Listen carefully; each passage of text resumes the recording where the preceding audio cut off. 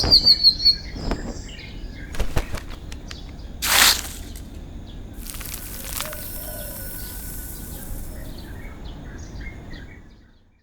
this is Jimmy with Bentley Ridge Tree Farm. Today we're going to be looking at walnut trees and juglone toxicity. The first part of this that we want to look at is the walnut trees. Walnut trees are an Iowa native tree that do exceptionally well here. They're known for their wood and using that in woodworking. They have lots of beautiful characteristics that accompany the tree. However, under the soil, there's a different story going on. Juglone is the toxin that's produced from the roots of walnut trees.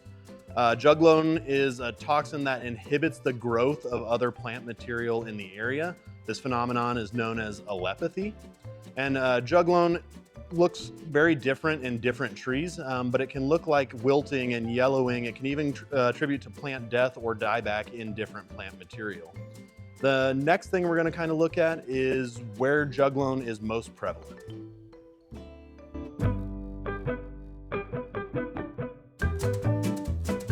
Here in Iowa, we see juglone predominantly around walnut trees. There are a few others that produce this, but the most common one in Iowa is the walnut tree.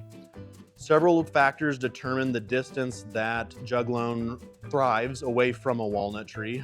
These factors include soil type, drainage, health and size of the current walnut tree in the area. And typically the juglone that's in the soil is most problematic within the root zone of the tree. However, there are some studies that show that the juglone can go as far as 50 to 60 feet away from the tree. There's also been instances where some juglone toxicity has been determined to be even 100 feet away. So this isn't exact science on where juglone exactly is within the tree. It's just if you know that you have walnut trees, which we'll show you a couple of examples of what walnuts are, what they produce on the screen. If you see those in your area, these are going to be things to be very aware of, especially in terms of the juglone and the toxin in the soil there.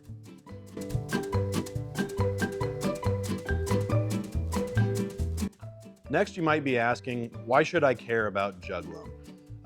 The reason that juglone is such a big issue here in Iowa is that walnut trees are native to Iowa and they tend to do very well in Iowa. This leads to there being walnuts all over the state. There could be walnuts in new developments that have been taken down.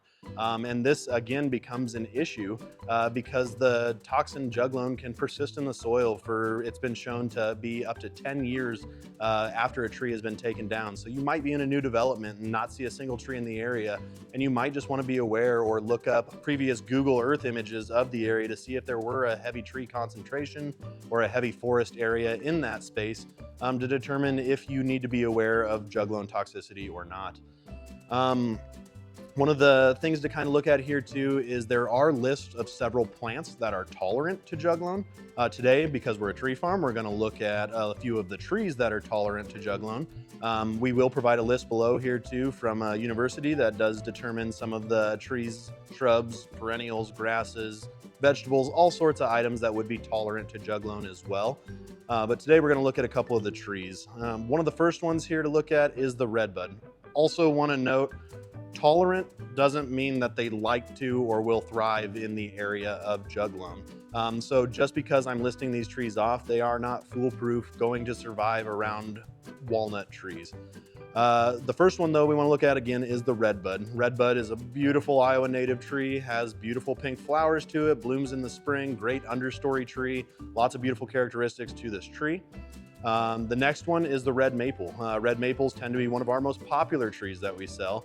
The most popular of our red maples being a cross between the red and silver, known as an autumn blaze maple. Now this brings up a really big point. Autumn blaze maples would not be tolerant of juglone because of the silver maple genetics in them.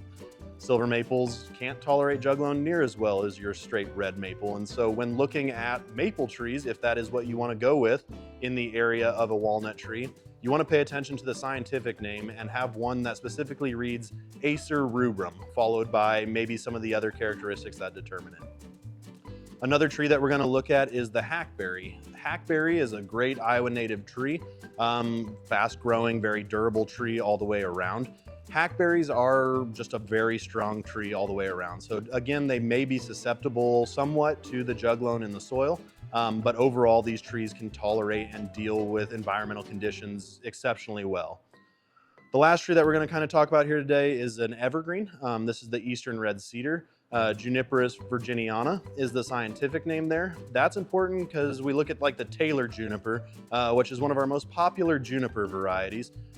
This tree is in that scientific family. It's in the same family as the eastern red cedar. Eastern red cedar is also a tree that is native to Iowa, does very well here. So that's another tree to kind of look at in the realm of juglone trees or walnut trees in specific here. We just looked at some of the tolerant trees to juglone. Now we're going to take a look at some of the more popular trees at our nursery that are very susceptible to juglone. These are going to include malus varieties, which would be apples and crab apples. They're going to include prunus varieties. This will include Canada red chokecherry and our cherry varieties, plum varieties. All of these are going to be susceptible. Other one is pyrus. Our pear trees and our ornamental pear trees, being among some of our most popular, are not able to tolerate juglone. And then looking at a couple of evergreen options that would commonly be used here in our otherwise great trees, including the white pine, Canadian hemlock, and Norway spruce. All three of those phenomenal trees, but none of them can tolerate juglone or have been shown to tolerate juglone very well in different studies. Again, another thing we just kind of want to note here, these trees are especially susceptible to juglone, but technically, because juglone is a toxin in the soil, all trees are technically susceptible. Just some handle that susceptibility better, and some of them can work through that susceptibility a little bit better. And so definitely note too that again, the tolerant side does not mean these trees are going to thrive necessarily. It is definitely something to look at, which then raises the question of what do I do if there's walnut trees in my area?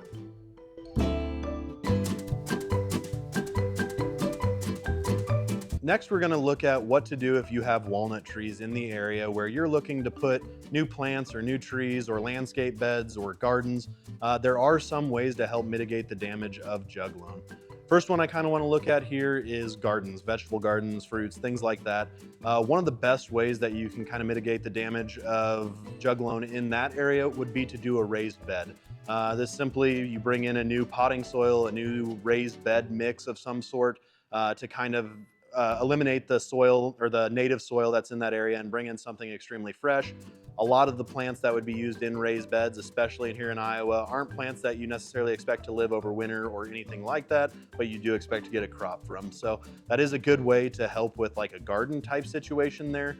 One other thing just to be aware of though, even though the roots are the predominant carrier of juglone, it can still be in the leaves and the holes and the other things dropped from the walnut tree. So if those do drop into a raised bed, make sure to get those out of there as quick as possible just to alleviate that situation there. The next one, and we kind of looked at this already, was to use tolerant plants. Again, we're going to attach a link below that has a list of these tolerant plants from a university. Another thing that I kind of like to hit on in regard to juglone though is to start smaller. A lot of times customers will come in and they want a big shade tree or they want something to kind of fill a void, and they might have a walnut tree in that area, and that's fine. But the key here is patience. You might have to start with a smaller tree. Those smaller trees have less of a root structure. They're going to be more likely to learn to adapt to the juglone in their soil around them. So if you're dead set on planting something that isn't tolerant, or even for the tolerant varieties to juglone, there are a few ways to help mitigate in the soil itself there. One of these doesn't have to be this specific planting blend, but this contains mycorrhiza in it. Mycorrhiza is a beneficial fungus that you put in your soil that creates a symbiotic relationship with plant roots. This in and of itself will help roots develop and help the new tree develop faster roots, more healthy roots, and help with nutrient uptake in those roots of a new plant that you might be planting. This blend here is a planting mix as well, so it could be used. You remove some of that contaminated soil. You can put this in to kind of help alleviate that and add beneficial fungus to your soil with the mycorrhiza there. Another one we want to look at here is earthworm castings. Earthworm castings, or worm poop, is something that you can add to your soil. This is going to just help with the breakdown of compacted soils. It's going to help with the breakdown of juglone. It's going to help with a lot of different things in the soil. Again, not foolproof. This isn't gonna completely eliminate juglone by any means, but it can definitely help with the soil structure and breaking down that juglone over time. So those were a couple specific soil amendments that could be added to your soil. Other things that can be done to help mitigate the damage from juglone include just composting, breaking down, aerating, breaking down that soil structure as much as possible. This can be done via yearly aeration or adding compost layers to your soil, building up a good layer of compost on top of the pre-existing soil. Lots of different ways to kind of help mitigate that. Again, none of these are foolproof. There's still going to be a juglone concentration in the soil there, which we did talk about earlier, can persist for even up to 10 years after a tree is removed because it's in that root structure. This also is something to kind of note too, if you are working on breaking down juglone in your soil. Another thing to consider is water heavily, just as you would with any dilution. The more water you put in there, the more that toxin is going to become diluted. This is another way that you can kind of use to help mitigate that damage. There's a lot of different things that you can kind of apply there. But again, the only foolproof ways to get rid of juglone in a pre-existing soil would be, one, completely remove the soil, a big area that you'd be looking at to remove that soil, replace it with fresh, get rid of the juglone creator or the walnut tree in that area. That is one way to completely get rid of it. Another thing to look at here is just your distance away from the tree. In a lot of scenarios where juglone's present, you may not have an option to plant in that area, and then you're looking at a distance away from the tree. A safe distance that we've kind of come up with is around 75 feet away from a tree. That's almost going to guarantee that there is no juglone in the soil there, from other studies being shown at 60 plus feet, some at 100. Majority of the time though, if you're 75 feet away from a pre-existing walnut tree or walnut root structure, you should be okay with the juglone there. So looking back at everything we've kind of gone over here today, walnuts, juglone, definitely things to be aware of, especially here in Iowa with it being a native tree. This one is detrimental. This is a potential problem for new plantings and different landscape plantings and things like that. It's definitely something that if you're aware that it's in the area, you can help mitigate those problems like we went over before. There's also lots of those tolerant trees and tolerant plants that are going to be great choices for different landscapes. They might not have been your original thought process or the plant that you were originally thinking, but they can definitely add a lot of aesthetic value to a landscape or shade or whatever purpose you might be looking for there. If you have any other questions, be sure to click the link below that kind of goes over juglone and the different tolerant plants, and we'll see you soon.